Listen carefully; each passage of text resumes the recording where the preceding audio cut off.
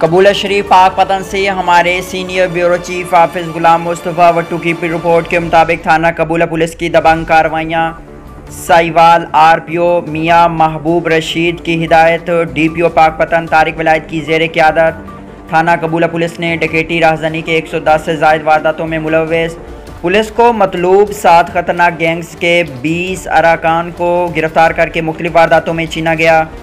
3 करोड़ से ज़ायद मालियत का माल मसरूक़ा, जिसमें एक अदद कार, 64 अदद मोटरसाइकिल्स, तलाई जेवरात, नकदी रकम, मोबाइल फ़ोन्स बरामद किए। ये डकैत गैंग्स की गिरफ्तारी से इलाका थाना कबूला समेत सरकड़, आरफवाला, ज़िला पाकपतन और गिरद नौह के ज़िला में डकैती और राजधानी जैसे संगीन वारदातों में खातिर ख्वाह कमी हुई। 3 करोड़ से ज़ायद का माल मसरूक़ा आज असल मालकान के हवाले किया गया। SHO की अच्छी कारकर्दगी पर SP इन्वेस्टिगेशन मैडम की जानिब से SHO को शाबाश भी दी गई।